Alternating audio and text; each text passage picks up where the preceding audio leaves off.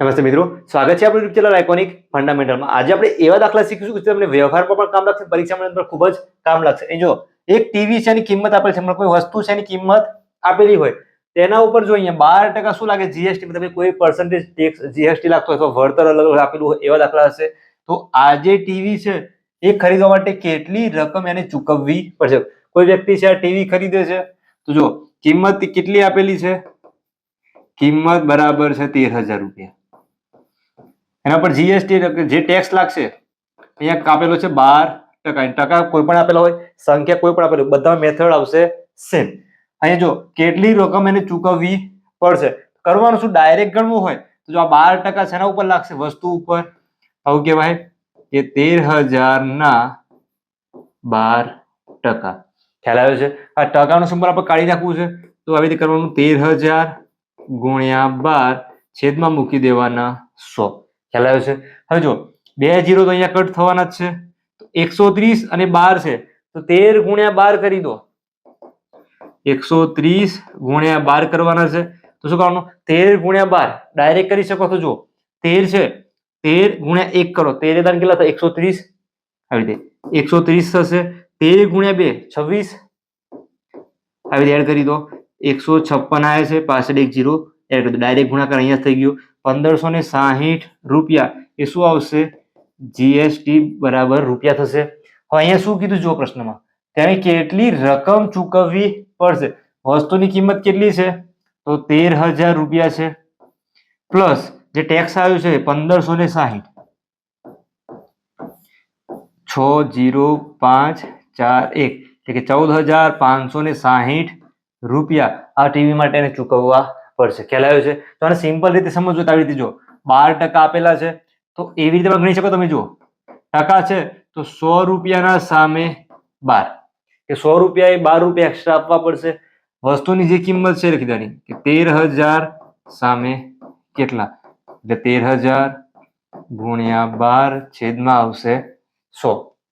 આવી રીતે તમે ગણી શકો, સંખ્યા છે એના ટકા જે આપેલા છે આવી રીતે લખી દેવાનું, 13,000 ના 12%, જે રકમની વસ્તુ છે એનો ગુણાકાર એના ઉપર જેટલા ટકા લાગતો હોય એના જોડે ગુણાકાર કરવાનો, એના 2 0 ડાયરેક્ટ આપી દેવાના, કેમ, 100 થી ભાગાકાર કરવાનો છે એટલા માટે। શું મળશે, એટલો જ આપણે જીએસટી ચૂકવવો પડશે, આમાં મળી જશે। તો આગળ અહીં જો ક્વેશ્ચન આપેલું છે કે 52,500 માં હેર ડ્રાયર છે ખરીદ્યું છે, જેમાં 5% શું હતું, જીએસટી લાગ્યો હતો, તો જીએસટી પહેલાની કિંમત શોધો। જો અહીંયા શું હતું, આવી રીતે આપણે જે લાસ્ટમાં કિંમત મળી હતી કે 14,560, આ શું હતી, એની ચૂકવી હતી, એમાં અહીંયા તમે ચૂકવી છે રકમ આપેલી છે, કેટલો ટેક્સ લાવ્યો છે ત્યાં 5% આપેલો છે।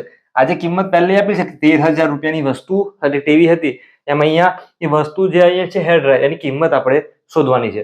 તો કરવાનું શું, અહીંયા જો ખરીદ કિંમત આપેલી નથી, શું એને 100 રૂપિયા ધારી દેવાની, તો 100 રૂપિયાની વસ્તુ હોય તો એમાં 5% જીએસટી લાગે છે, શું, તો 100 રૂપિયાની વસ્તુમાં 5% જીએસટી લાગશે તો વસ્તુ કેટલામાં થઈ જશે, 105। ખ્યાલ આવ્યો છે? 105 ની વસ્તુ થઈ ગઈ છે। હવે યાદ શું રાખવાનું, 105 ની વસ્તુ છે તો એની કિંમત કેટલી હોય, 100 રૂપિયા હોય। જો મૂળ કિંમત એની 100 લઈએ, એમાં 5% જીએસટી લાગ્યો હોય તો 105 રૂપિયા શું થઈ જાય, એની વેચાણ કિંમત થઈ જાય, મતલબ કે જો આજે કિંમત છે એની જગ્યાએ 105, તો હવે 105 રૂપિયા હોય તો જ્યારે ખરીદ કિંમત કેટલી હશે એની, 100 હતી, એના પર છાપેલી કિંમત, તો ટોટલ 52,500 છે, એના સામે અહીંયા કેટલા કરવાનું, શું, 52,500 ગુણ્યા 100 છેદની અંદર આવશે 105। ખ્યાલ આવ્યો છે? જો ફરીથી 100 રૂપિયા વસ્તુની કિંમત ધારી છે, એના ઉપર 5% શું હતું, જીએસટી હતો, તો વસ્તુની કિંમત 100, જો 100 ના 5% બરાબર 5 થઈ જાય, તો અહીંયા 100 પ્લસ 5 કરીએ તો કેટલા મળે છે આપણે, 105 મળે છે। 105 રૂપિયા હોય તો સાહેબ વસ્તુની કિંમત કેટલી થઈ જાય, 100, તો અહીંયા કિંમત જે છે એની મૂળ કિંમત કેટલી હોય આપણે ક્વેશ્ચનમાં કર્યો છે। જો અહીંયા ડાયરેક્ટ આ 0 કટ થશે નહીં, આ સંખ્યા છે 5 થી ભાગાશે, જો 5 થી ભાગીએ 5 દુ 10, 1 21 ગુણ્યા 5 105, અહીંયા 5 થી ભાગાશે, જો 20 પંચા 100, 21 છે તો જો અહીંયા 7 થી આપણે ભાગી શકીએ, તો જો 7 ગુણ્યા 3 21 થાય, અહીંયા આપણે 3 થી ભાગવાનું ટ્રાય કરીએ, જો 5 + 5 10 + 2 12, સંખ્યાના અંકોનો સરવાળો 12 થાય છે તો આ 3 થી ભગાવવાનું જ છે, 3 7 21, અહીંયા 3 થી કરીએ તો જો 3 ગુણ્યા 1 3, 2 રહેશે 22 એટલે 3 7 21 1 5 3 5 15 0 0 17 500 થયા. 7 થી ટ્રાય કરીએ. 7 દુ 14 3 બાકી રહેશે 35 થઈ જશે. 7 ગુણ્યા 2 14 3 અને 5 છે 7 5 35 પાછળ 2 0 2500 છે અહીંયા ગુણ્યાકાર 20 જોડે 25 ગુણ્યા 2 એટલે કે 50 1 2 3 0 છે ટોટલ 1 2 અને 3 મતલબ કે 50,000 રૂપિયા. એ શું થશે? વસ્તુની મૂળ કિંમત. જો વસ્તુની જીએસટી પહેલાની કિંમત તો 50,000 રૂપિયા થશે. એને કેટલા ચૂકવ્યા હતા? 52,500 ચૂકવ્યા હતા. જીએસટી હતો એનો 5%. ખ્યાલ આવ્યો છે? આગળ અરુણે એક સ્કેટિંગ માટેના બૂટ્સ ખરીદ્યા છે. એના પર એને 20% વળતર મળ્યું છે. જો તેણે 1600 રૂપિયા આપ્યા હોય તો તેની છાપેલી કિંમત કેટલી હશે? તો ફરીથી વળતર આપ્યું છે અને એને શું કર્યું છે? 1600 રૂપિયાને ચૂકવ્યા છે. જેમ આગળ હતું એવી રીતે, જેમ આગળ ટેક્સ હતો 100 રૂપિયાની વસ્તુ લઈ લો. 100 રૂપિયાની વસ્તુ પર વળતર જો 20% તો છે તો 100 ના 20% તો કેટલા થઈ જાય? 20 રૂપિયા. 100 રૂપિયાની વસ્તુ છે, વળતર આપી છે. આ શું છે? વળતર. તો વળતર 20 રૂપિયા શું મળશે? એનું વળતર. તો વસ્તુની કિંમત ઉપર લખ્યા હોય 100, 20% આપણને વળતર આપી દે તો 20 રૂપિયા વળતર થયું કહેવાય. તો વસ્તુના આપણે કેટલા ચૂકવવા પડશે? તો 80 રૂપિયા. ખ્યાલ આવ્યો છે? 100 રૂપિયાના 20% શું થાય? 20 રૂપિયા વળતર થયું. 100 માઇનસ 20 કરીએ તો 80 રૂપિયા ચૂકવવા પડે. અહીંયા શું કર્યું છે? 1600 રૂપિયા તો ચૂકવ્યા છે. આપણે મૂળ કિંમત છાપેલી શોધવાની છે.